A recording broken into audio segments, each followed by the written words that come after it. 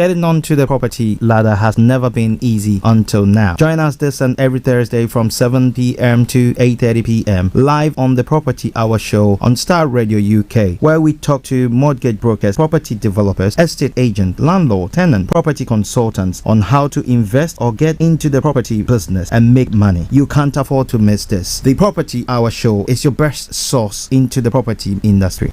Getting onto the property ladder has never been easy until now. Join us this and every Thursday from 7 p.m. to 8:30 p.m. live on the Property Hour Show on Star Radio UK, where we talk to mortgage brokers, property developers, estate agents, landlord, tenant, property consultants on how to invest or get into the property business and make money. You can't afford to miss this. The Property Hour Show is your best source into the property industry. All right, and good evening to you out there, and we're still in the New Year mood, so I'll say happy New Year to you. If you we missed you on the first week of this brand new year, and you know the amazing thing is that we are here. That's the most important thing. We are still here, so thank God for that. But good news is that tonight you will be thrilled, you will be inspired, you will have to go back and learn and relearn and decode and uncode and I mean whatever you have to do. You need to get your notepads and your you don't use pencils this day, so you possibly have to be using a pen and a notepad, because our guest is a triple VIP personality who I am super excited to be introducing him, and I'm going to do a quick intro and he will do the rest, and you will be amazed about his story. But do us a great favor tonight. We are live on Facebook, on our Facebook page. That's Star Radio UK Facebook page, also Star Radio UK fan page. We are live on KB Bossman Facebook page. We are also live on Periscope, and on Twitter it's at Star Radio UK. We are live on www.starradiouk.com, and also on TuneIn Radio. You search for Star Radio UK and you'll be able to listen on the go. We are also live on I mentioned Twitter. We are also live on our amazing interactive user-friendly app, which you can download on Android or Apple, and then you can listen and get all our educative programs and listen to them, watch them live on Facebook and all these channels as well.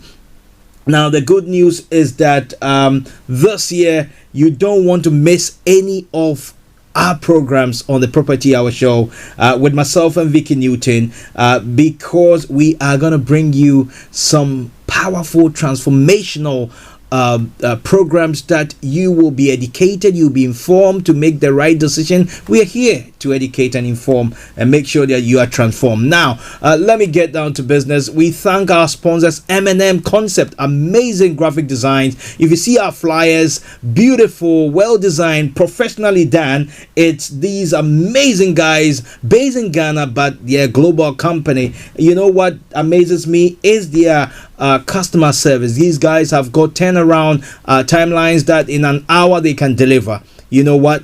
You have to connect with them. If you're looking for banners, t-shirt, everything that's going to do with printing is M&M Concept. And if you come through us, we give you a code and you will be having a discount of 15%. So it's 0208133257, and you'll be able to, we will connect you to M&M Concept. And also may I associate, if you're looking to build in Ghana, whether commercial or private project, you know what, these sponsors have been in the business for over a decade, and they'll be able to make sure that your money is safe and secured, and they will take care of business for you from conception to completion. And also we are proud to be sponsored by Kerry's Furniture. These guys are based in the city of Atlanta, and I can guarantee you that these guys can deliver to your doorstep. If you're looking for interior decor or furniture to be delivered to your doorstep,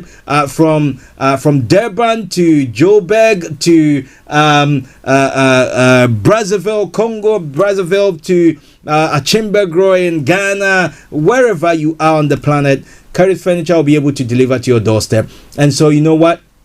Please connect with them on Instagram. It's Karis, K-H-A-R-I-S Furniture, and also on Facebook as well. And make sure you give them the code Star Radio UK, and you will have your discount of 15%. That's what we've agreed on for you. Last but not the least is our amazing CIG Properties. That's Cornerstone International Group Limited. These guys are also amazing. If you're looking to invest in the UK or Africa, connect with them. www.cigpropertyuk.com, and they will be able to take you on a good ride. And so, hey, we're all set and ready, and my co-host Vicky Newton will be joining us pretty soon.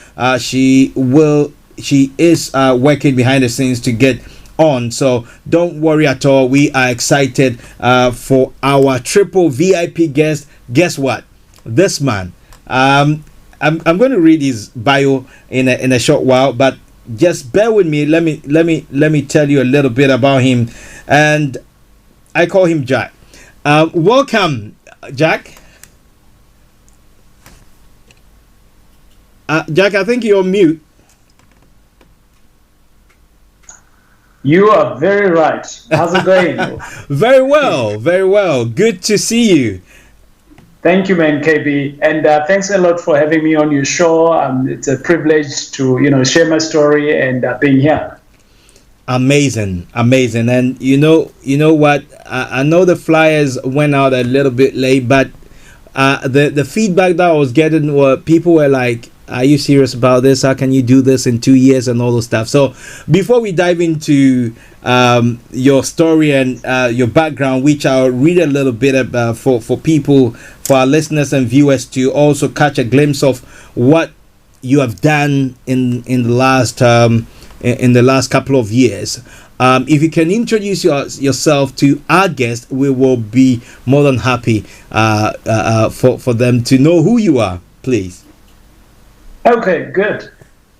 So thank you very much. I mean, to everyone else who's out there, you're watching, thanks for being here. That's number one. My name is Taurai Jack, and I am based out here in Johannesburg in South Africa. And I'm a father of two. And out of that, before that, I was a banker. And I decided actually to go into property after I had failed in one business where I lost a substantial amount of money. But out of it, learning and just getting education and continuous education, I have then created a business with my business partners. And in the last 5 to 6 years, the business is standing strong. We've got investors on board and a couple of other things that are happening that I'm glad to share with you a little bit later as we go along. But in a nutshell, TJ, you can call me TJ. I forgive you. Maybe my name is a bit of a challenge to pronounce. No. I'm sure one day you'll get there. Oh no. Taurai, it's not difficult. But you know what? I have to go first to the easiest part. I put out KB Bossman, and people ask me what is the K and the B for and all this stuff. And when I begin to share, they said, okay, we'll stick to the Bossman. So I relate. So you should understand, and please forgive me if that's what you thought. But amazing story so far. I'm so excited, and we can dive into how. I mean, let me start, because we always do this, because I believe that there are young ones that are watching us that not even they don't know what to do with their lives. They are at crossroads. possibly they might be going through what you have gone through. And so as you share your background, your story of how you started, you got into property, why property, and as you mentioned, you went into banking and you had a failed business and all those stuff. So basically, let me ask this question, because it will inspire somebody. And in my bulletin, I said that your story will inspire and also rekindle other people's dream in 2020. And it's good that we started the year with you, because your story, I believe, will inspire so many people to wake up from their sleep and slumber. And so I will ask that, why property and how did you get in? Yeah, so property was never my first choice, actually. Okay. And I think first choice for me was what I think all of us know what to do is go to school, as the parents would tell you, get the good grades. When you get the good grades, exactly, go and get a good job. And work very hard so that you can be a manager and you can buy a car and then buy a house, and hopefully you can retire very well. And because that's what the society knew, and like many other people, my parents, that's what they knew. And those were my foster parents, because when I was born, both my parents had literally left. So my biological father, he left before I was born. Oh my. And my biological mother, she dumped me when I was around about three months old into a stadium. That's where she dumped me, and someone else took me in. So my foster parents took me in, pushed me into a good school, and I was able to learn. And out of that, I realized that there were other people that were earning a little bit more than I was earning. And the question that I was asking was, how come they earn so much? Yes. Yet we all have the same 8 hours in a day, and these guys are in the millions, I'm in hundreds. Is it an experience thing? Is it a qualification thing? So I've always been asking. And then I realized that going to work will only be able to give you enough money in terms of how much you're putting in. So the work that you're putting in, that's the only time that you're going to get rewarded. And if you ever stop to work, that money is going to stop. So that didn't sit in with me very well for a while. Yes. And I started asking the question, so how do other people do it? And the first thing that came into my head at the time was, I had a grandfather, and when I say grandfather in the African community, anyone who's kind of like elderly in your family is a grandfather, you know what I mean? Yes. Okay. Connection. Yeah, okay. It looks like we lost you for a minute. Can you hear me? Yeah, I can hear you. I'm good. Yes, we're good to go, please. Okay. Oh. Yes. Taurai? Okay. Yeah. So, can you hear me now?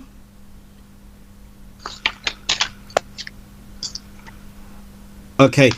So it looks like we have a. Okay. Taurai is back on. Yes, we're good to go. So, yes. Right. I'll try not to touch anything from my side. I don't know whether it was my side, but basically, I was trying to figure out, how best can I get some extra money. Yes. And the first thing that kind of like gravitated to me was, when I was growing up, there was a grandfather of mine. Literally, one of my uncles was married into that family. Okay. And I'd never seen him work ever. That's interesting. He had a couple of properties that he had very close to our township where we used to stay. Right. You guys would call it the shanty. And he literally owned a strip mall.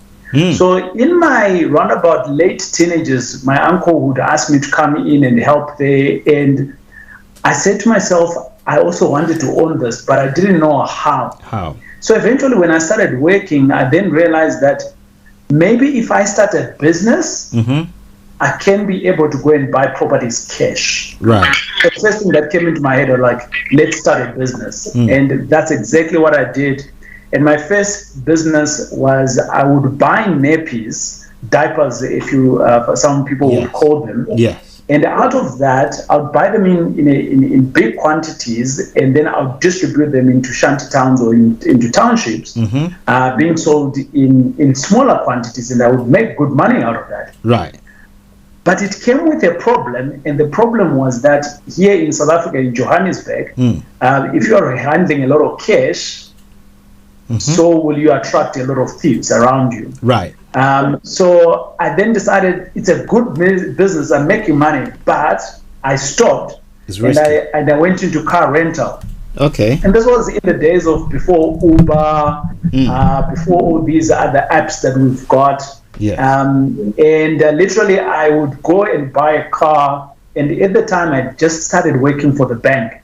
Okay. And I realized that, hold on, I can be able to buy multiple cars and rent them out. But as it is, like Johannesburg, like many other cities, I had 1 car, 2 cars, 3 cars that were stolen, and the tracking company would literally go and look where the car is said to be, and the car was not there, right? Yeah. So I kind of like lost out, but I started understanding at that point that you can utilize the bank's money to do something. Yeah. Right. And I realized that, yes, having a car is good, but it's not an asset. It's not an asset. So it was a good business, no doubt. It was a good business. I made money out of it. And when I realized that it was not an asset, I decided, no, let me maybe go and buy a property. But the property that I went to buy at the time was actually a chicken farm, because at the time, I was still very much thinking around what business can I jump into. So I'm doing all of these things and looking for a business. Yeah. And I went into chicken farming. I knew nothing about chicken farming at the time. I went on to YouTube and I started learning how to do chicken farming. There was nothing about chicken farming on YouTube. A lot of stuff was very Argentinian or Brazil, from Brazil. So that's what I started learning. But a couple of months into it, after making some good money out of it, I was hit with a disease. Oh my! And within that disease, I managed to get up, borrowed some more money, and again I was hit with another second disease. Wow! And literally, we were doing around about 20,000 chickens at a time per week, with different houses. And when I was hit with the second flu, I wasn't able to get up. And at the time, I was still working for the bank. Had I not been working for the bank at the time, I'm sure I would have been repossessed. But for the fact that I was working for the bank, I managed to ask for help within the banking system, and people started helping me from different professions. I eventually just then lost out around about 5 million at the time when I actually sold off the farm. But at the peak of understanding the chicken farm, I was now earning a good money on the business. Right. And I was now on the internet trying to figure out what else can I do with the money. And at the time, my wife had bought me the book, Rich Dad, Poor Dad. And I never read the book, actually. Powerful book. The first time. And the one day I am at a conference of sorts. It was at a seminar sort of like. And the guys who were talking about what Robert Kiyosaki was over, and I'm like, who is this guy? And obviously I went online and I started researching. And as it is, more and more stuff about Robert Kiyosaki started coming up, and I bought his book. When I bought his book, guess what I did? I went home and I said, babe, guess what? I bought this book and I think I'm going to read it. And my wife says, but I bought this book for you 8 months ago. So I didn't read my copy. Okay. I went for the copy that my wife had bought me, and literally within, I think I started reading that book round about just before 9 o'clock that day. Wow. And it gripped me until around about 4, 6 in the morning. And I was almost done. Wow. And from that day onward, literally my life was changed because I started understanding that everything else that I thought I was chasing for, there's a better way in doing it. And the better way was now there is other people's money out there that you can utilize as banks' money. And there's many other ways that you can do it with other people's money outside the banking system. And if you learn how to find properties, you can be at the center of it and you can literally become an investor. And I liked the idea of being an investor because at the time I was a young executive at the bank. So literally I stayed in South Africa and I would look after all the African markets. So I would travel to Ghana, to Kenya, Mauritius, Seychelles, Zimbabwe, Uganda. I would travel to all those countries because we were bought by the Barclays Bank. Right. And so in South Africa, I was at a 45% tax bracket. Wow. So I started understanding what the book was saying, because as an employee, if you're at a higher tax bracket, you're giving 50% all of it to the government before they even pay you. And I was like, hold on, but if I'm an investor, if I make $1 million, I'm going to make all of my $1 million. Because what I can do is I can only pay tax after my expenses. And it changed my thinking of the same 1 hour that I can do to deliver 1 million. If I'm to do it as an employee, the government is going to take 50%. But if I do it on my own in my business, I make 1 million. No offense on the government. We do need the government.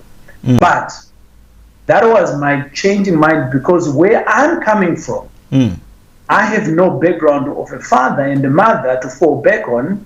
So I can't afford my 50% being taken with the government. That's true.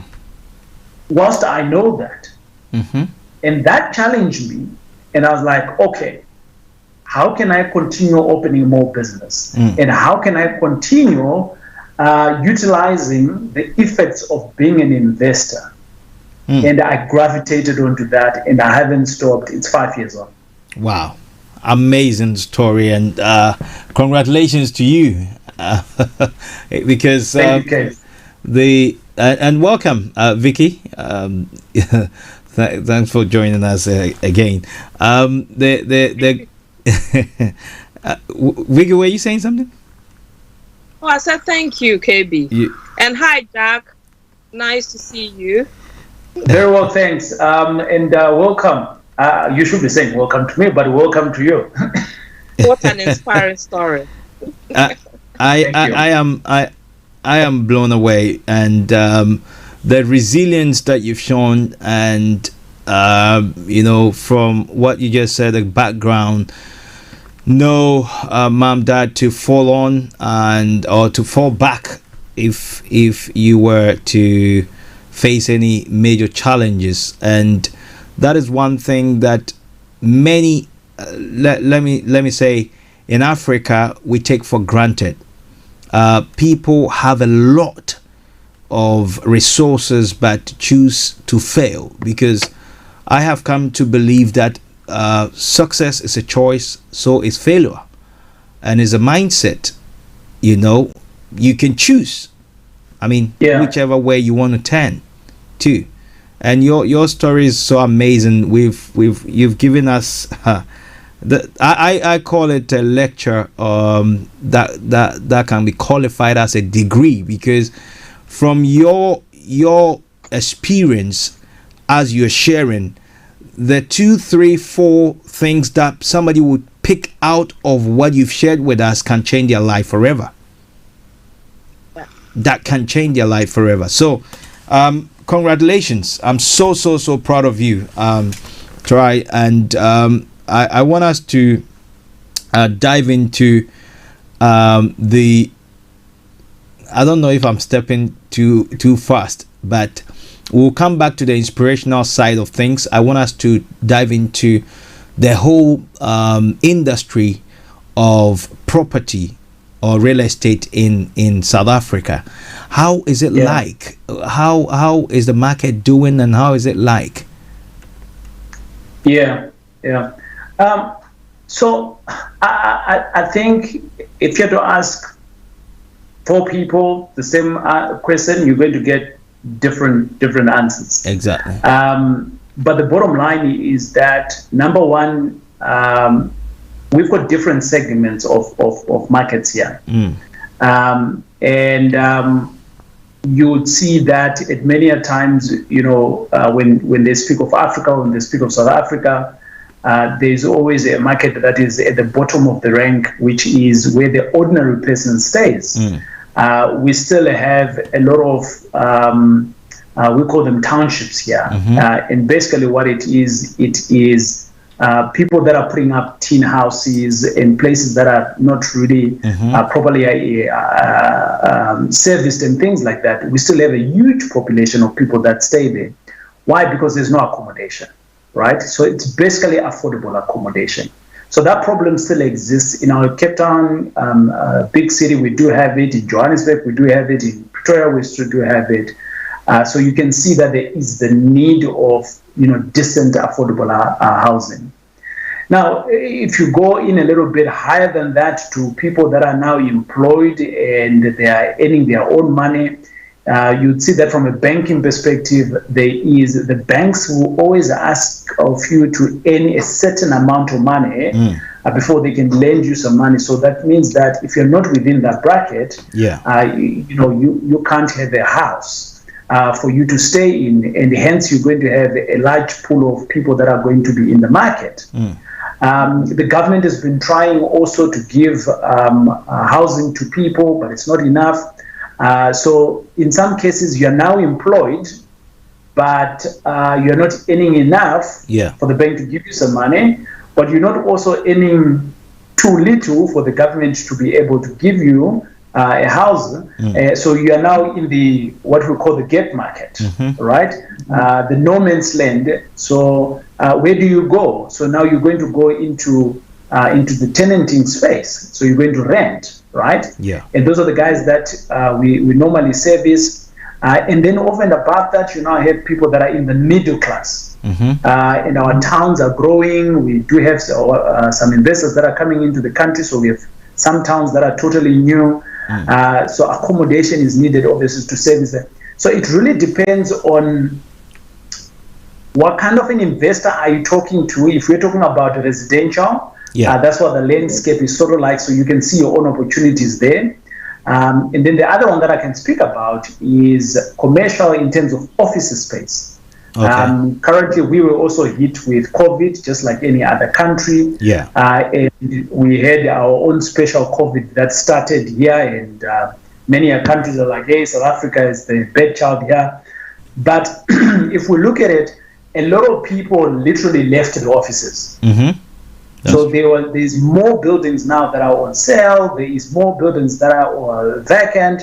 And now there's quite a lot of guys that are now also jumping into the same offices and turning them around into residential. Okay? Again, that's another opportunity that was never there before. Right? And that's another different asset class. And now then you got a different asset class that has also started booming up. And this is now warehousing. Because all of us are now at home, guess what's happening? A lot of deliveries are being done all over the country, but to the middle class and the upper class. So where do they house this? Is this coming from the shops? No, it's not. It's coming from warehouses. So all of a sudden, we've started seeing now a bit of warehousing is coming up. And besides coming up, people were turning out all of these. But in the reverse of that, we've also seen another asset class where old warehouses have been turned into affordable housing. Right. And again, that's a different asset class. Something else that we do as a business is student accommodation. So there is, like any other emerging country, you get to have lots of kids that are beginning to understand what education can do for them. So what do? They go into universities. So our universities are beginning to have more and more people, students, and we are beginning also to plant more universities. There's actually one university now that has just been built last year. And what we are seeing that is, even though the universities are built, but the residential part or to house the students, they are not neck to neck. So which means that it leaves an opportunity for investors like me and you to go into student accommodation, right? Yeah. So I think the market is wide for anyone who wants to jump into it, but it's understanding your niche and then just sticking to it. And for us, we literally do student accommodation. That's what we do. We do affordable housing because we see a market in it. And then we develop a little bit and keep some and sell some as well.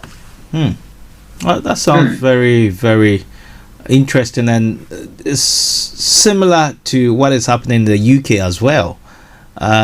Because of the COVID, people going, working from home, and so offices are empty. So turning office spaces into residential, and the government passing some laws to make it easier for people to do extensions and other conversions and bits and pieces. So it looks likely, very, very, very similar to the UK. Vicky, do you want to come in before? Yes. Jack, do you mind me calling you Jack? Go for it, Vicky. Great. Jack, what I want to find out is, I heard you saying students accommodation as well. Do you rent to individuals, maybe professionals for long term, a year, 2 years? Do you do that as well? For what type of accommodation? People renting the property as a family unit. Yeah. Do you rent to companies as well? Yeah, 100%. So what we do in our affordable housing is we have these blocks of flats. So we could buy a building with 20, 30 units in it. And you get normal families that come in and stay in there. And that could be 2 beds, 3, or all the way to 3 beds. And they come in, we do leases for a year. We tend to want to do it on a yearly basis so that we can do it in a little bit of increments on a year. Sometimes it's furnitured, sometimes it's not. And it just depends in terms of which market are you servicing. In our business, we do both. Okay, right. I wanted to, because when you said that, is there any law that protects the tenants and also the landlords? The reason why I'm saying this is, if during the tenancy, the tenant is not able to fulfill the part of the contract by paying the rent monthly. Maybe the reason is they've lost their job or their circumstances have changed. Is there any law that you can serve the tenant notice to move out of the property so that you can, get a new tenant to move in?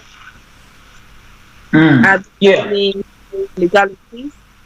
Yeah, 100%. So we are governed. So we do have what is called the South African Rental Act. So that's the Bible for us here. And a lot of people, unfortunately, they buy properties and they start renting out and they have no idea what that Rental Act says. Right. Up until to a point when there is a problem. Believe you me, I was one of those as well. Right. And I was called at one point to what they call the tribunal court. And that's when I started checking in with my attorney, say, I've been served. I need to go to the tribunal court. What should I do? And I then started now understanding the fact that there is actually a Rental Act. Now, in South Africa, the Rental Act is, it favors the tenant a little bit. Just like the UK. Just like the UK. So from that perspective, I think at a high level, number one, when you've got a tenant that's coming in, it's always best to have it undocumented somehow. But a lot of people, they go online and then they print something, or they go to to a local shop somewhere and they buy something off, for £1 or something like that. So it's not even protecting them. Whereas there is companies out there that have been devoted in improving and making sure that as a landlord, you are also protected, right? And over and above that, once you have your rental agreement in place, it then sets the boundaries of what you, the landlord, is doing and what the tenant is doing. And there's things that are generally allowed and are governed by the law, but there are certain things that you as the landlord are going to say, I don't want this. So for instance, we have a preference in our buildings that they should remain family friendly. Okay. And for that reason, we do not allow certain pets. And for that reason, smoking is designated in a particular area rather than in the unit. So we that's what we tried as a business. And whereas you can go to another landlord and they don't care. So their tenants might have a snake as a pet, right? So that's the first thing. The second thing is something that's important. A lot of tenants are said to pay a deposit when they're moving in. Yeah. And that deposit is supposed to be either with an attorney somewhere or in a trust account somewhere, so that when the tenant is going out, there is obligation in which you can hold it back, and it needs to be clear in terms of why you give it in. And in terms of if they never pay their rent, what do? So there's clear guidelines. You need to serve in a notice, you need to serve an acknowledgement of debt, and eventually you can then now be able to evict them. And there's a process that needs to be done. Now that process can be tedious if you don't follow the instructions, but I now have within our business, we now have a very strong team on our legal side. And what we actually do as well is one of my other partners, she actually runs a business that's called the Expello, and it is actually a if you want, you can, for simplifying it, it's an insurance for evictions. So you pay a monthly fee so that they can do the evictions for you. Oh, wow. But I always say to people, if you are evicting, the problem is not really the tenants. The problem is your entry criteria in terms of how did you vet your tenant in. Exactly. Yeah. Right. So if your vetting criteria is strong, then you never have to evict. But life changes. So you may have one or two, but the bottom line is that your percentage is much lower compared to the one whose entry criteria is a bit weak. Okay.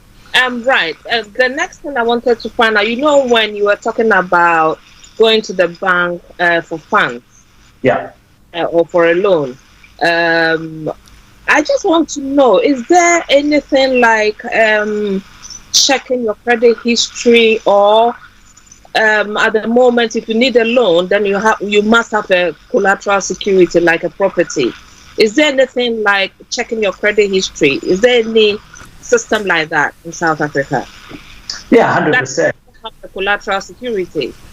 Sure. So we've got the traditional banks, which is your normal big banks that you've got. I'll speak of the First National Bank, Standard Bank, those big guys.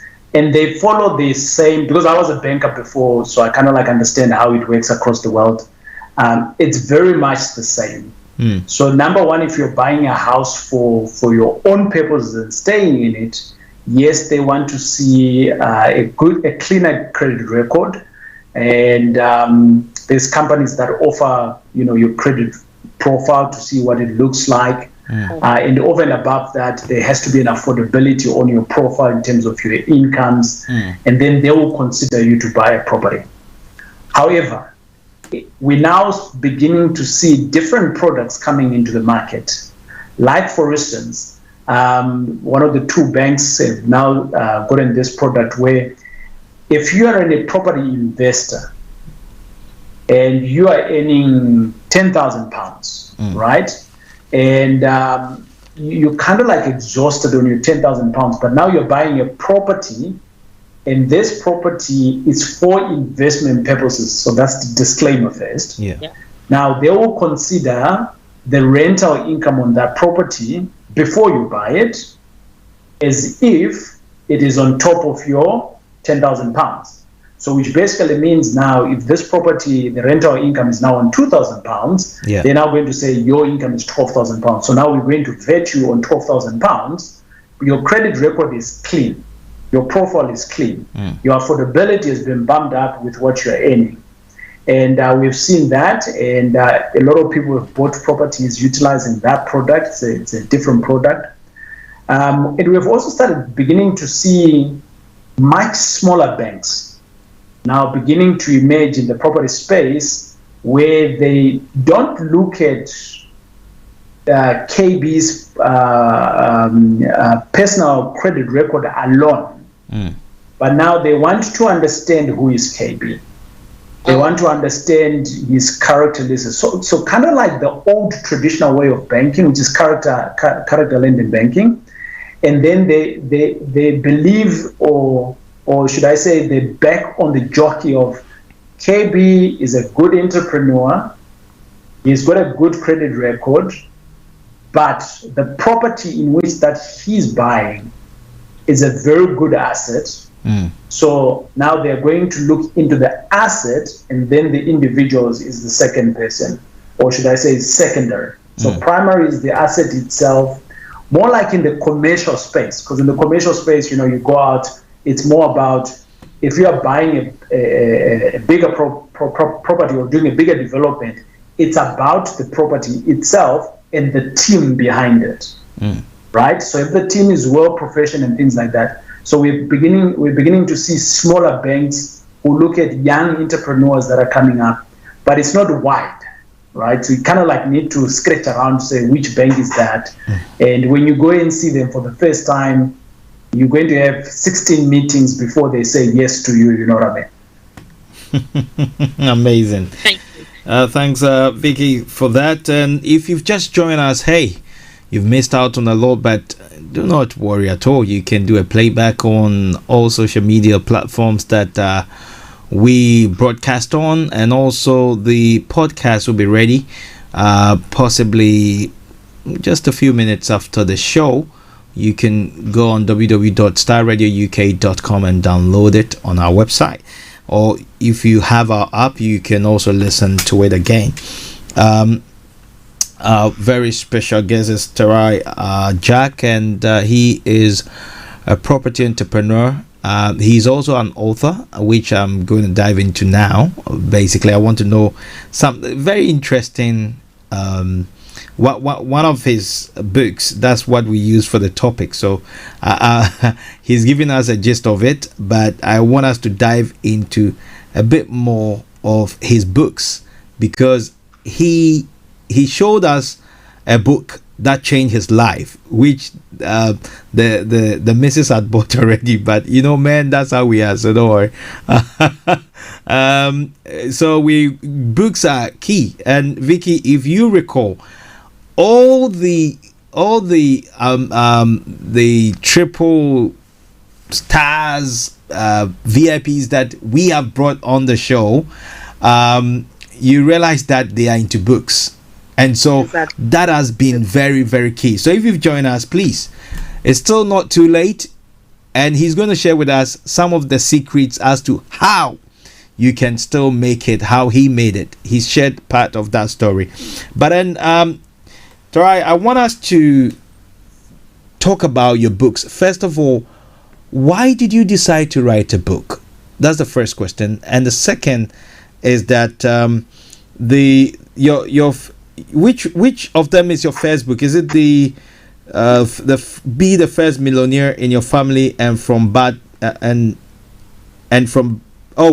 the First Millionaire in Your Family, and the other book is From Bad Debt to Property Mogul in 2 years? Which of them? Yeah. So From Bad Debt to Property Mogul in 2 years was my first book. Okay. And it's out there in the market. on my website. And the second book, actually, I haven't launched it. Why haven't you? I'm actually having an event this coming week where we're going to launch it. Oh my! Yeah. Wow. But very few close friends of mine knew about it. Okay. So you happen to be in the circle, so that's good. Thank you for the privilege. We can share it with everyone. Yes. But here's the thing about books. Right. I started learning about books maybe around about 7 years ago. Okay. And I never used to read books. Right. If I did read books, it was very much around the profession that I did at work. So I was reading to enhance my career at work, for me to get a raise at work, for me to start talking about cool things that others don't know at work. Yes. And my wife would have all these sort of other books that she would read about praying, about finance, about that and that. And I'm like, why are you reading these books? And she says, but that's personal development. I'm like, yes, but personal development is, I do that at work.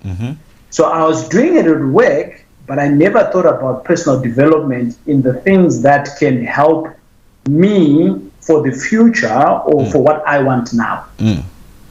So the concept, I had it, but it wasn't just focused in the right channel. And the one day where it changed, it was that there was someone else in the seminar who was talking about something amazing, and I gravitated to that. And he says he'd been taught by someone else. And this someone else was Robert Kiyosaki. So when I started researching, I realized this guy's got so many books. And with that, then I realized that there are so many people that do great things, but you are never going to be in their midst in physical presence. But however, they write these books, and with that, you can then be in their presence. That's true. Once you are in their presence, you can then be able to take what is relevant to you, because when you're reading a book, you can't take everything. But for me, what I do is when I read a book, I already want to identify around about 10 things that I want to do. Okay. And out of those 10 things, I am going to write in that book, right? And I'll say I'm going to execute 5 by the time before I start the next book. Okay. So I literally stop and I say, right, these 5 things, I have to change them. I've learned within this book, I have to change them. And I started now understanding the power of being mentored. So I had a mentor at work, and when I started doing property, I decided, let me also get a mentor, someone who can teach me. Yeah.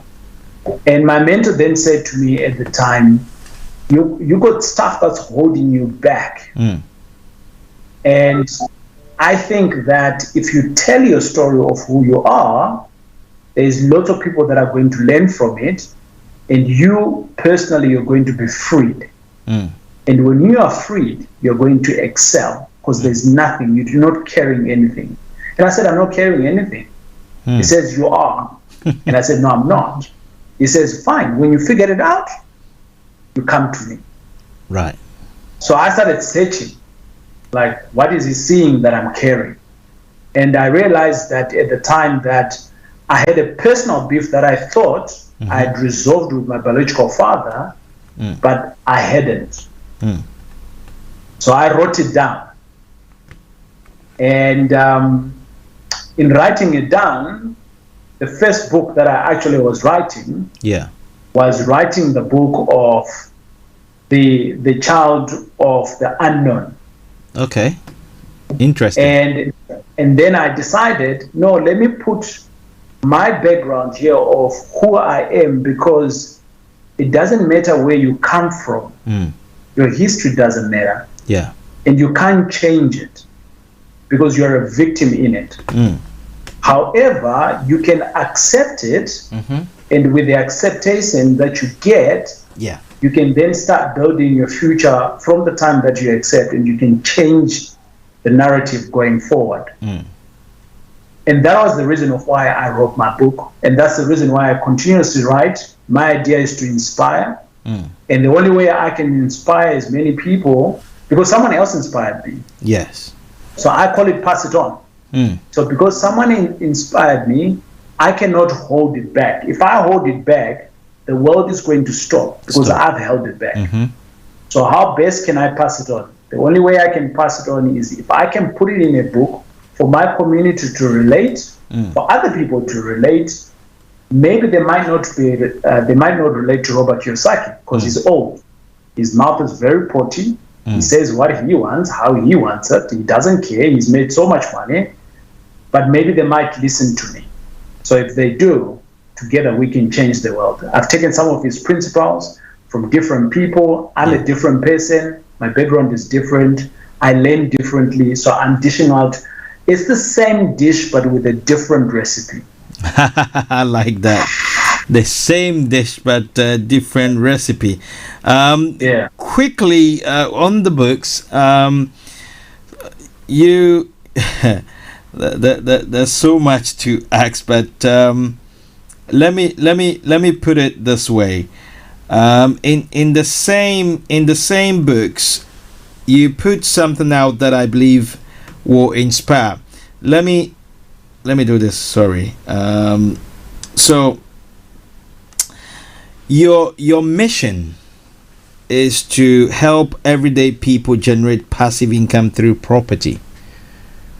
How do you do that? Is it through mentorship, or why and how do you do that? Yeah, so a number of reasons. I come from a background where if you are working, you are then able to earn, and if you earn, you get a good life. Right? Mm-hmm. That's the background where I come from. I was then exposed to a different sphere where you do not always have to work.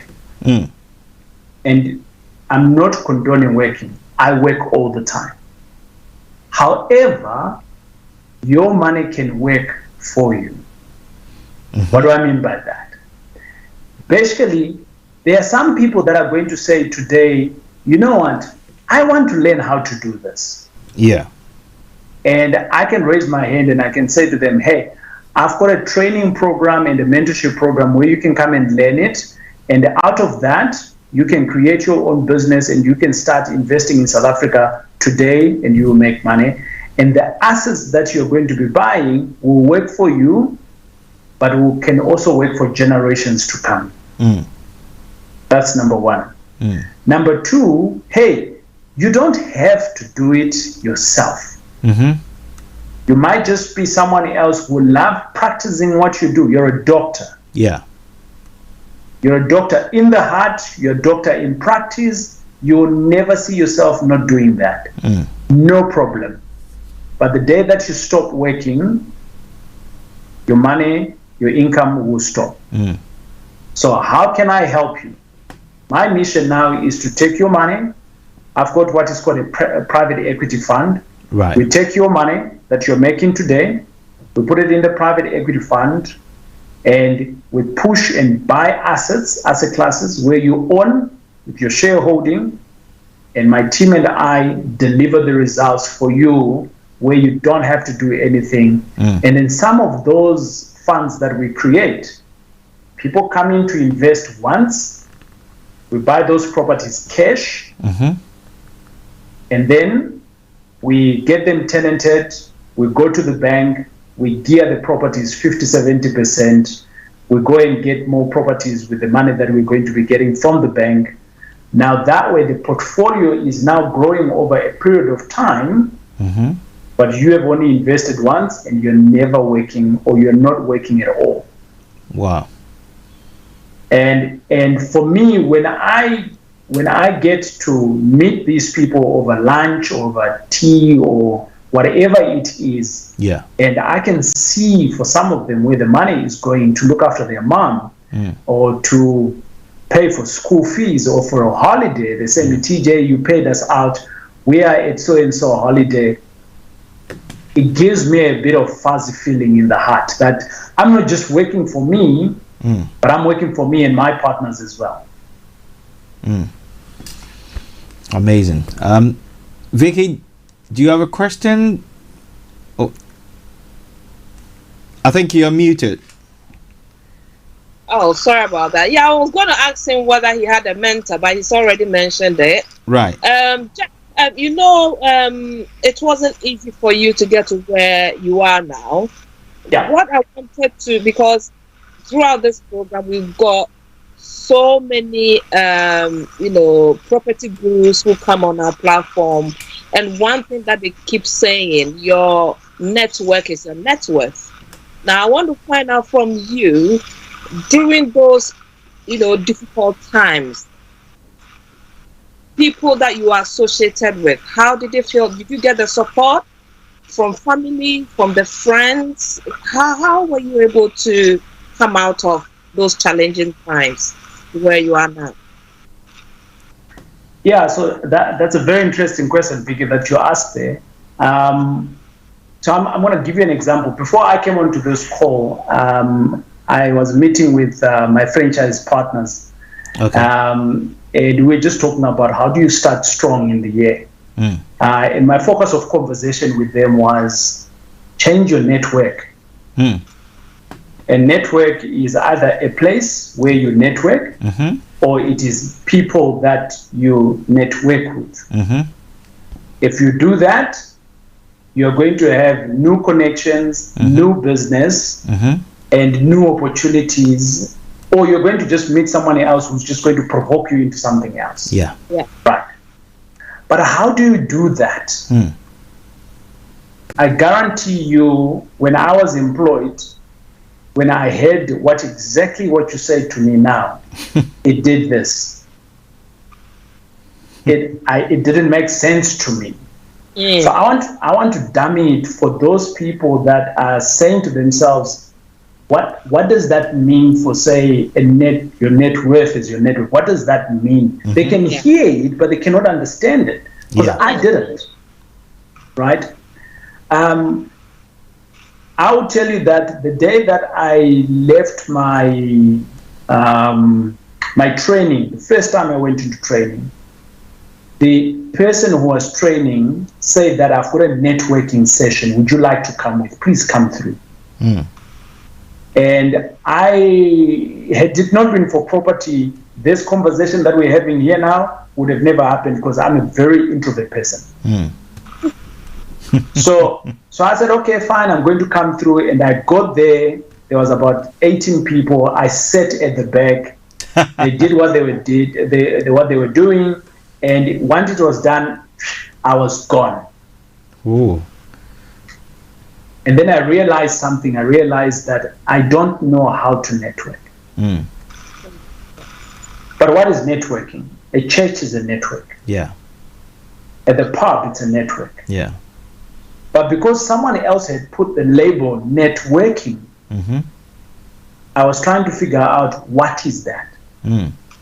So I didn't network, because it was foreign to me. Yeah. Right. So with that, I literally went. There's a book that I read. I think it's called Dummies for Networking. I read that book. Yeah. And it talks about what do you do before you go to a networking session? What do you do when you're in the networking session? What do you do after? Right? And repeat the same thing. Now, here is the thing. On my first deal, which was a 2-bed, 1-bath, had I not had a network, I would have never been able to buy that. And this is how it happened. My first 2-bed, 1-bath, I got it at around about 60% below market value. Wow. I had no money at the time. And I said to my mentor at the time, I don't have the money. And he says to me, hold on, there is someone within my network who might have the money. And he connected me to someone else. I paid in an equivalent of £200 as a deposit. And that's the only amount of money that I've ever put into a property deal, ever. With the business that I have now, we've got around about 200 tenants across the country, 535 students that we have. and just below 100 million rand asset value. And that's all the money that I put in. Right. Wow. Now, had I not been in that network, that deal would have not materialized. That's number one. I would have never learned how to manage an investor. That deal would have never materialized. And then the third thing is that this conversation that we're having today would have never happened. So now, expanding it a little bit later, out of one deal, I then realized that Mama used to say, don't speak to strangers. But guess what? Strangers are now my business partners today. Right? Yeah. Now, when we're talking about this idea of networking is equivalent, what's your network is equivalent to network, things like that. Yeah. Basically, what we're saying here is, if I may damn it, is the people that are surrounding you today, maybe family, they could be holding you back. Because they don't know what they don't know. So they are always going to talk about cooking biryani over the weekend. Say it and again. cooking cassava over the weekend. Say it again. Right? Taurai. And that's what they know. And is that bad? No, it's not. It's what they are. Now, you need to sit back. When you sit back and you need to say, what do I want? So that's intentional thinking. What do I want? Yeah. Okay. I want to be able to go and buy property. Okay, good. So who in my network buys properties? Yeah. And that is the person that now needs to be your best friend, number one. Even if it means just following them around, carrying their bag. And I have done crazy stuff to just be in the midst of someone. I like that. Right. I have volunteered to other people, and I still do it now, even though I've got a bigger business. One of my mentors, he runs a 3 billion asset value, which is much bigger than me. But guess what? I invite him 3 months ahead, and I say to him, I like to buy you coffee. The one day he says to me, don't you think that I can buy my own coffee? And I said, can I treat you and your wife for dinner? And he says, okay, great. My wife will say no, but I will say no. So the wife said yes, but he says no. But here's the thing. Now he's bringing me into the circle of his household relationship. Yeah. But I'm spending good money on it. I'm not going to take them to Nando's. I'm going to take them to a nice restaurant. Yeah. I'm bleeding, but that relationship is going to be strong. There's a time when he's going to say, Taurai, there's a deal that I don't want. But it's 200 million. Yeah. It's too small for me. But guess what? It will be my biggest deal ever. Yes. But I can't even do it. I love that. And I'm going to ask, so how do you do this 200 million deal? And you show me the ropes. But it has to start in a relationship. Exactly. So people think that property it's about it's a bricks and mortar. It's not actually. It's the connection, it's the relationships that you build. And once you do that, and it's also not just about who has more money, it's about who has the right skills. Exactly. What you don't know. And then you surround those people now with you. When you do that, when the deals comes through, you're able to connect the dots. A deal that normally takes 5 weeks for someone else, it can take you 2 hours because you have the right people in your team. Exactly. Yeah. Amazing. I love that. I think you've given us a good tuition, and for me, it's straight to somebody that are they know themselves. So let me stick to what we're doing. Thank you for that. Thank you for some of the key words that you've mentioned, and I believe that 2022 is going to be a bigger and better year. If you're watching us, you're live on you're live on the Property Hour show. We have another show on Sunday, so that's what was coming up. But hey, you're live on the Property Hour show. on Star Radio UK with myself, Vicky, Newton, and our very special guest, triple VIP guest is Taurai Jack, and he's a property entrepreneur and author in South Africa, Joburg to be precise. And this man is doing amazing, because from his background to where he is, I believe that he's done some incredible things, but the future is bigger than and better than ever before, which he's going to share a bit of that with us before we wrap up. We've got some few minutes to be wrapping up, and I believe that Taurai will spare us that time for us to let me ask this question. I know you mentioned your mentor and the volumes. Now this is going to shake some territories. You at the moment you managing about 200 rental units and over 500 student accommodations. How incredible is this?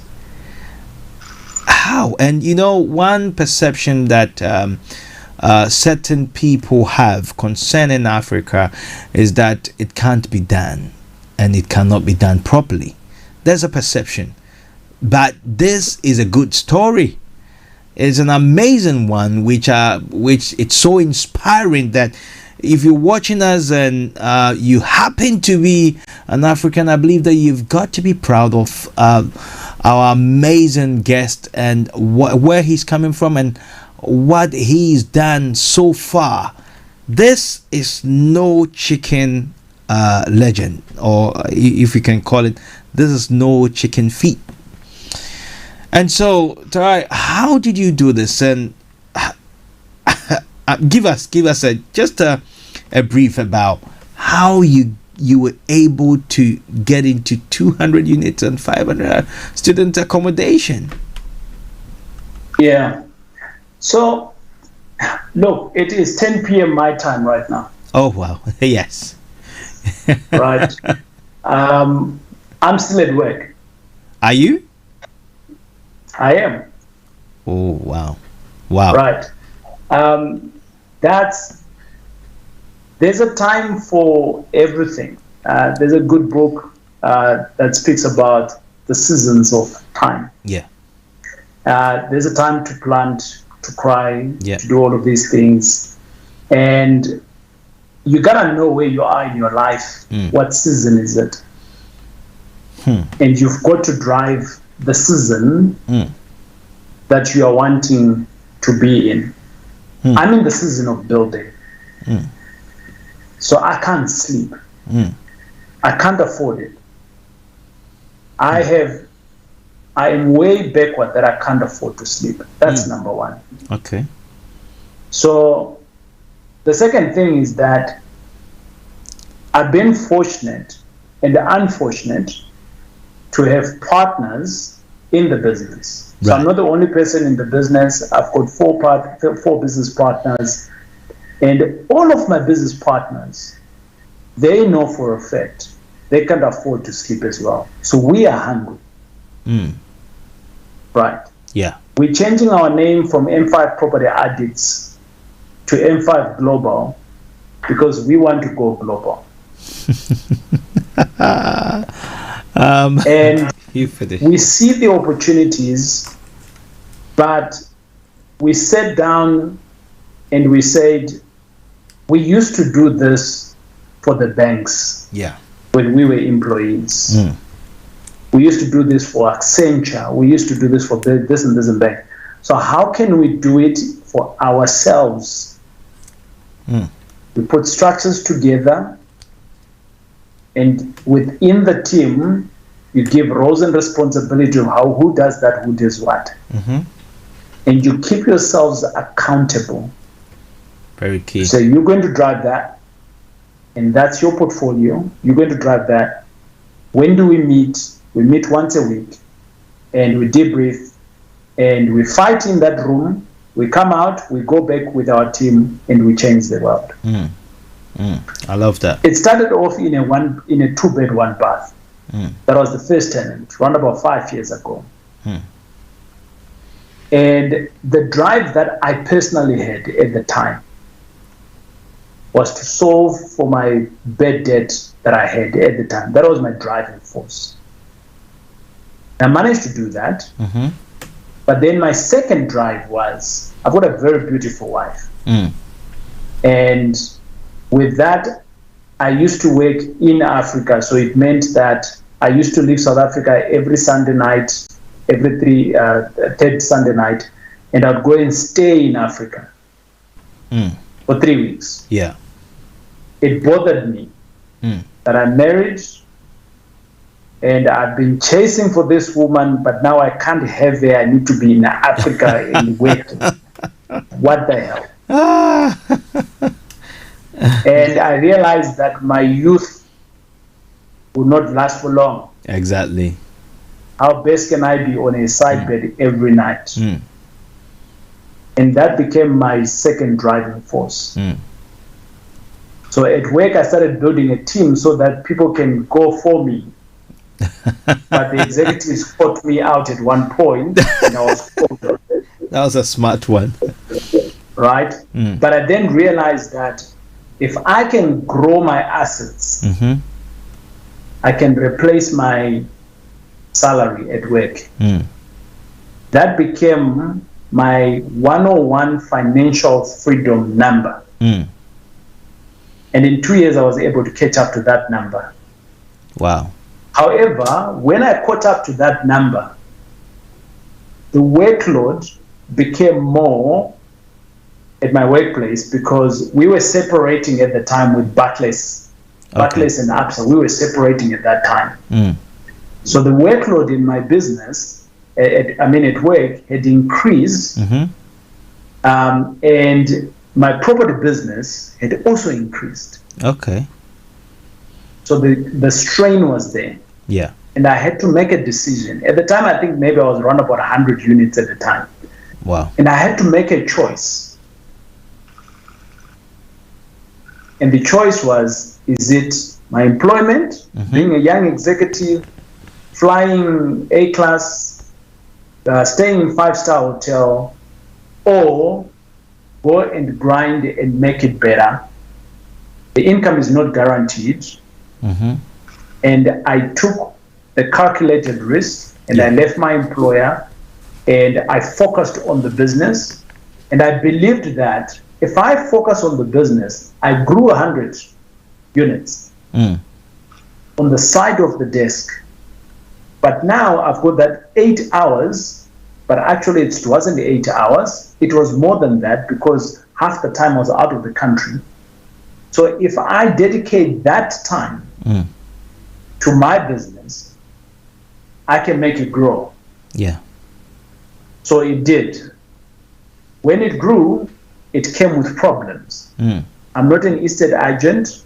I'm not a professional property manager. Yeah. I didn't know how to do that. I was a banker. So at some point, we started losing money because I didn't know. Yeah. And we started looking into the business to say, hold on, we're losing money here. What is the problem? Oh, that tenant is not paying. That tenant is not paying. Oh, let's do an Excel spreadsheet. Yeah. No, hold on. There's actually systems that you can do that gives you these things that you're doing in an Excel spreadsheet. So we stopped that. Started using systems. Yeah. Oh, no, that system that you're utilizing, it's so old, but there's other new systems that are there. We migrated from the old system to a new system. Hold on. You can actually employ a property manager at how much? £5,000. Really? And it can take away all these stresses. Yeah. And if we do that, we collect better. We need to make a decision. Let's hire someone. And I can tell you, at one point, I was anti-employees. Because I've been an employee for most of my life. Yeah. And I didn't want to deal with, I'm going for sick leave and all of those things. So for about 2 years, I told my partner, no, we don't want to do that. Let's not do that. Up until to a point where we couldn't do it anymore. And then eventually we started hiring people. Today we have maybe around about just below 50 permanent employees 50? with our contract. Yeah, 50. Wow. And with our contracting teams, people that come and go on contracts, we are around a team of around about 76 people. Oh, wow. Now, having said that, I now have free time because I have professional people in the team. Exactly. That know how to collect rent effectively, that know how to manage facilities effectively than I know. They know which paint to go and buy and why. Because they went to school for that. Yeah. I was just going to buy paint based on the price. Right? I like that. But they tell me that, no, this paint comes with a 5-year guarantee, and if its chip is off, we can to go and get a new one, a new bottle. I'm like, how is that possible? He says, no, that's the guarantee that we got. So we need to keep the receipt. I'm like, wow, I should have hired you guys a long time ago. So all of this, KB. Yes. I think for a lot of people, it becomes a wow. Yes, we can do it. Yeah. But I also I'm one of those guys that want to remain authentic, transparent. Yeah. So that you can see that it's not just the work to succeed. Yeah. But there is the pain of doing. Yeah. There is the pain of failing. But you can take the failing into a learning and improve the business. And I can rest assure you that I've had tougher conversations with some of my team members. I've had partners who have left. I've had partners who have stolen. I've had employees, some who have done crazy stuff. I've had employees that I've asked to leave. Right. Yeah. I'm a better businessman than I was 5 years ago. Right? Yeah. Better in my own ability of managing and tolerating nonsense. Yeah. Right. Yeah. But all of this comes with interaction, and all of this comes with knowing yourself and also accepting the fact that you have to grow. Exactly. You want to grow. Because I also have people that I have met in the industry, and they're still at the same place they were from when I started. Yeah. Because they think that this is it for them. There is no opportunities. South Africa is dying, and all of those other things, right? Yeah. So the point that I'm trying to make here is, at the end of the day, it's about you. Yes. I'm extremely grateful for the team that I have. Because they deliver what I cannot. Yeah. I hire people based on the fact that they know better than I do. Right? Yeah. And with that, I can be able to take a task from UKB. Yes. So I'm in trouble with my marketing team tonight. Because the links that you send me, yes, I have no ability on any of my profile to turn them on, because all of that is with them. Oh my. Right. So because it's in the evening time for me, yes, I'm not able to say, guys, can you do this for me? Yes. They would have they tell me what I tell them. But TJ, that was being reactive. Why didn't we proactively manage this? And so it goes on. So today I am 5 out of 10 of what I should be. Yeah. And I'm continuously learning so that I can be a 7 tomorrow. Yeah. Yeah. Yeah. And no one will ever be a 10. Exactly. No one is perfect. No one is perfect, and the moment you stop learning, I think, and I believe that you will start dying. That I mean, not That's physically, right. But you start dying, both yes, intellectually as well, spiritually as well. But our time is almost up, but I believe that we need to schedule another one, because there's a lot that we've not talked about, to be quite honest with you. There's so much, because your story is so inspiring. Some of the things is across 5 cities in South Africa. Joburg, is it Chwani, Durban, I think I'll need help so we're in Cape Town, we are in Joburg, we are in Potchefstroom. It's a very small town, it's an academic town, sort of. Pretoria is our big city, capital city, but we've changed names now to Tshwane. And those are the 5 cities that we're in. I'm opening up an office in another small town within this quarter. Right. But I just want to release my book first. Exactly. And once that book is released, we're jumping into a new town. And in the first year, we want to jump in a different country. Okay. And can we put you online when you are launching your book? If we cannot be in South Africa in person. The live link possibly will receive it and also join you on the launching of the new book, and I believe that is the first millionaire in your family. Is that one? So we're gonna have a conference for like 5 days. We're calling it Smash January. Okay. And that's coming up on the 18th. It's a 5-day conference. Different speakers that are going to come and speak in there. And the reason why I chose those people actually to speak on that and then launch my book within that is a lot of people go through pain in January. Yeah, exactly. Because they've spent all their monies in December. And then I chose the reason to have the book be the first millionaire in your life. I mean, in your family. The reason why I chose that title, KB and Vicky, is the millionaire is not a number. Yeah.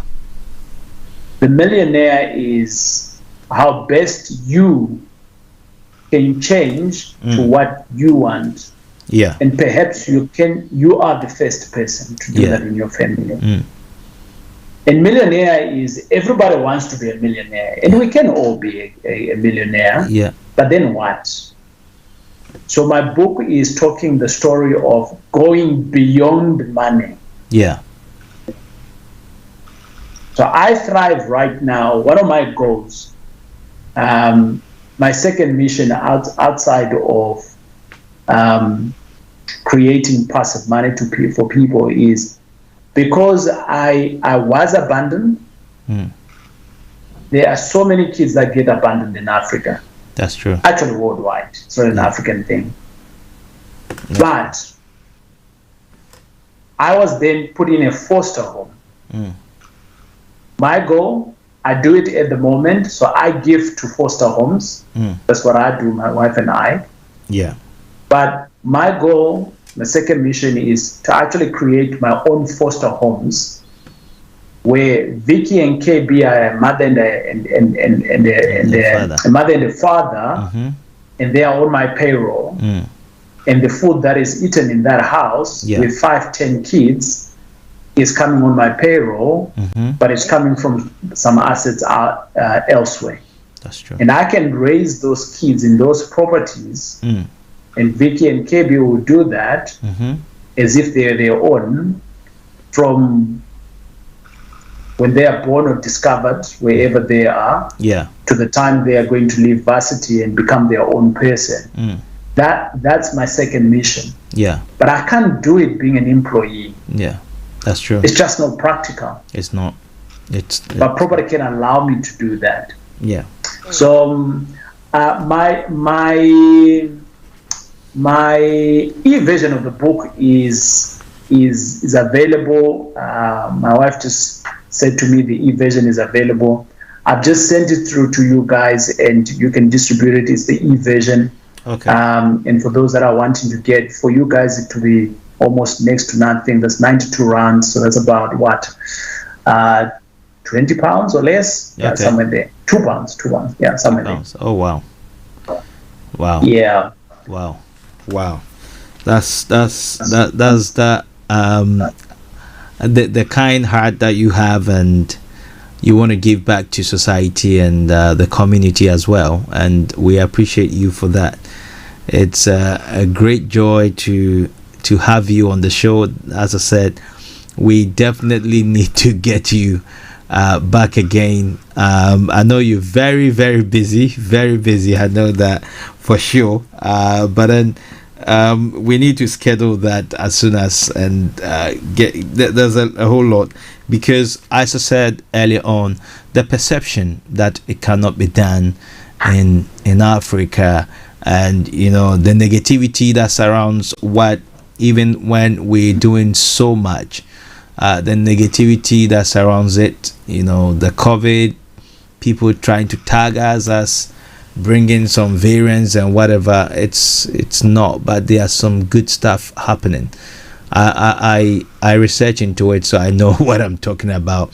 There's a lot of good stories out there, a lot of good things that are happening, that Africa is rising, and I believe that nothing can stop Africa from making it to the top. And with you yourself and the goals and the dream that you have, I believe that the sky cannot even be the limit. Vicky, before Taurai leaves us, I don't know if you have some few conclusions before we my work out of my mouth. Usually people think, well, with that testimony, it can not be done and done well in Africa. So, with what that has taken us through his journey, it gives us that inspiration that, of course, it can be done in Africa. Great stuff. And just one question, and from one of our listeners. I think he's been bothering me so with so many. So if people like your mentorship, like the program you're going to run from the 18th, like, do you offer similar mentorship for people that are looking to relocate back into Africa? Do you offer that kind of training or mentorship? Because he is saying that if they are looking to go back to Africa and get into real estate, is it something that you do offer? Yeah, so I think I've realized that there's quite a need for people that are going into diaspora. Yeah. Myself included, because I'm not South African born, I'm Zimbabwean born. Okay. And with that, I used to think that at some point I'm going to go back home. But I realized that at some point that I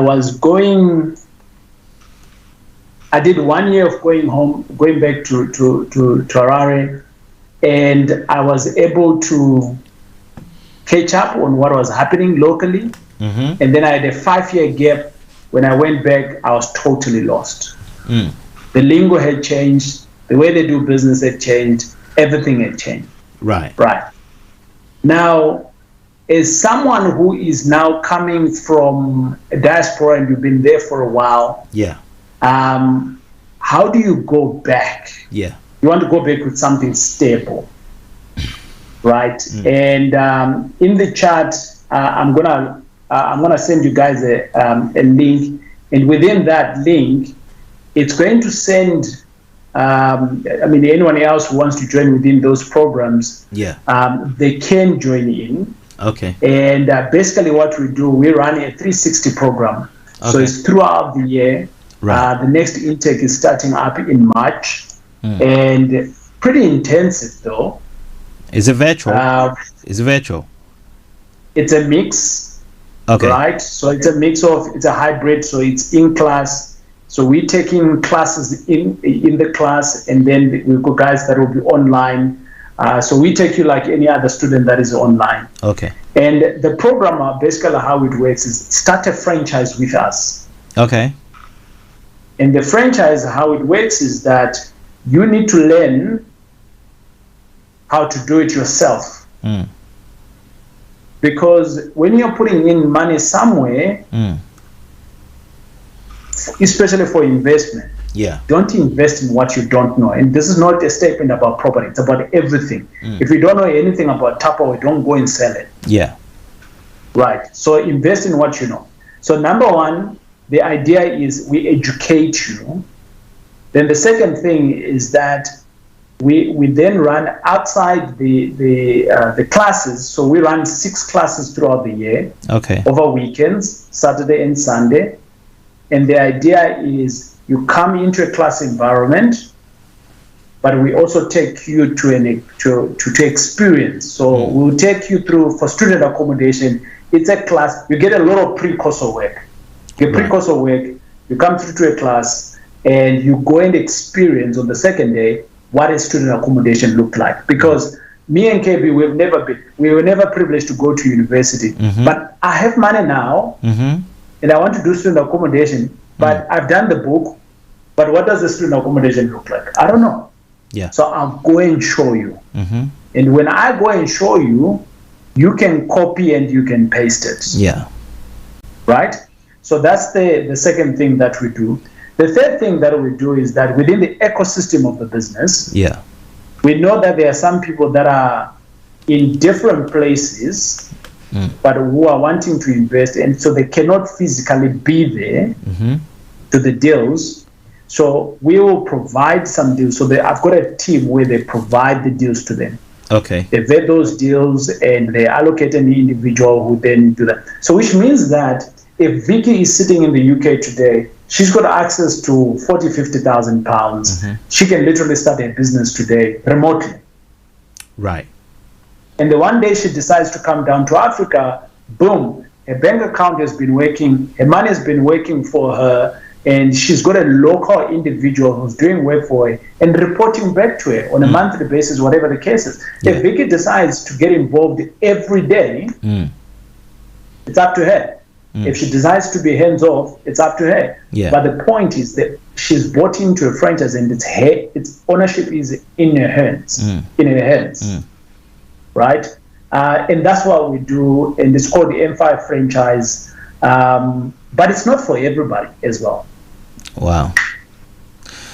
Wonderful. And Taurai, let me say a very, very big thank you to you for your time. Out of your busy schedule, you've given us loads of your time for tonight, and I know it's so late, by 11:15 in Joburg, and you have to, as you said, you're working, so maybe it fits in, but we are privileged to have you on the show, and we wish you all the best. And 2020, I know you will not keep us too long for us to get a part 2, because there's quite a lot that you need to share with us, and this year we'll focus a bit more on Africa as well, and I believe that it will help and highlight the opportunities as well.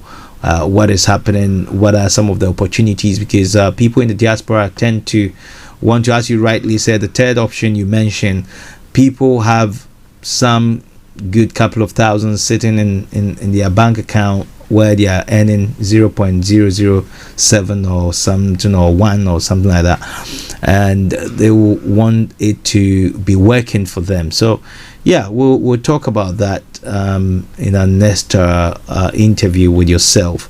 But hey, we are so excited and privileged to have you. Thank you once again. How can people connect to you? If you can, is there a website that people can log on to, or how can people connect with you? And I know I have some website here, but unless it's different. I have the tauraijack.com. Yeah, so I've just dropped in the chat there, so people can reach us on our website, www.m5propertyaddicts.com. I'm available on email, and that will be Taurai at m5propertyaddicts.com as well. Okay. And then most of our social handles, we are actually just M5 Property Addicts. I've got a team of relationship managers that can manage calls, and if it's about investments, we've got a team of qualified people that can take them through investments. If it is about education, you want to learn how to do it yourself, again, there is some relationship managers who can take you through that process of learning, getting the right product for you, and getting it right. So available for chats, and hopefully we can get someone to be the first millionaire in their family. Definitely, we can't wait for that, and it will be our greatest pleasure as well. Thank you so much, Taurai, and I know that M5 property, and amazingly, my dad, when he started business, they were 5 guys as well, and they came together to do some amazing things. So I believe that in the power of unity, that you can do a lot. We wish you all the best and have a super blessed 2022, and we'll catch up soon and get you back on. Thank you so much. Thanks, KBA. Thanks, Vicky. God bless. Cheers. God bless. All right, and so Vicky, I believe that you've learned a lot, and as I mentioned, some of the stuff were directly it was directed to you. So, and I hope you've got the links that you've saved them, the links that he shared in the chat. Yeah, I have, and I'll report back to you. Okay, that's good, and I thank Jack for sharing his story. It's always good to learn. It's always good to have such an inspiring, it's an inspirational story. I don't know what you think before we wrap up. Oh, like I said, with all the strategies that he's mentioned, I thought it would be very difficult for it to materialize in Africa. But tonight's interview has given me a different, idea that if Jack is able to do it in South Africa, then why not it being possible in any part of Africa? Yeah. So really doable. This is the push that we need. He's just an example. So anybody who is interested, because people are very skeptical. People in the diaspora are very skeptical going to Africa to, invest in properties. Yeah. I'm not really sure, but I believe, like I said, Jack has done it. You can also do it. He's such an inspiration, honestly. That's great, and that's good as well. I've learned a lot, as you rightly said, and I believe that we'll be able to put some of the points that he's made. We put them into action and get some better results, because it's doable. That's the key thing. It's doable. So. All right, then. I know our time is fast spent. We did extra time tonight, and if you just joined us, hey, thank you for making time to join us. Thank you for giving us space within your space. Join me this Sunday on Fate Talk, 5 p.m. You know what? It's going to be super amazing. We're talking about from depth to wealth again with the super duper one and only Mrs. Mary A.C. Boadu, and she's an expert in wealth creation. So if you're looking to cut out from the debt that has entangled you, there's a strategy, and she will give you all the strategies and how she can coach you and get you out of debt. We all need it. We know we all need the education. So join me this Sunday. It's a new year. You can still set up a plan to get yourself out. 31st night 2022, you'll be celebrating because you made the right choices, and that's why we are here to educate and inform and empower you. And so this year, don't miss any of our shows. And next week we've got another amazing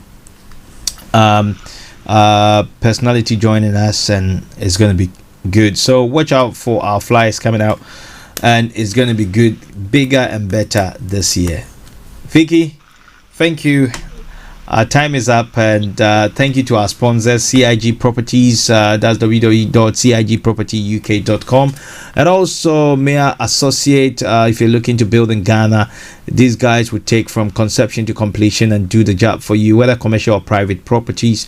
They would do manage the project for you. And also Carries Furniture, if you're looking to do some interior deco in your, whether it's commercial property, hotels, or is a private home, interior deco, furnitures, it is Carries Furniture. They are based in Atlanta, Georgia, but hey, they can deliver to your doorstep no matter where you are on the planet Earth.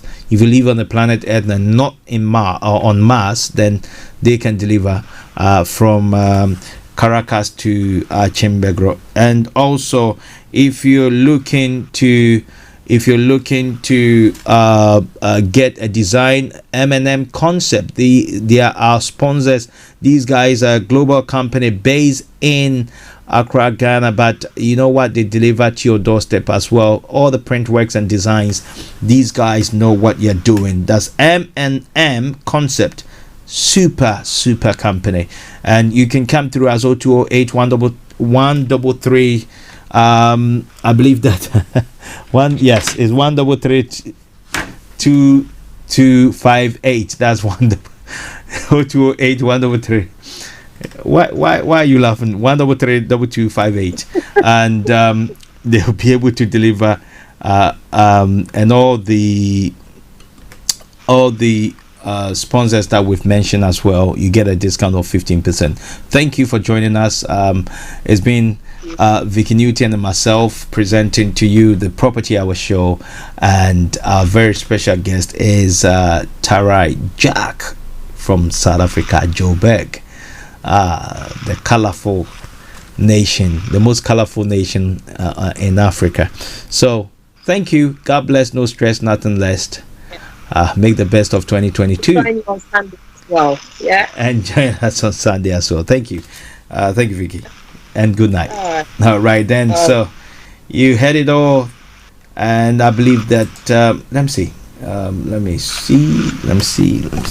Okay, we are out of here.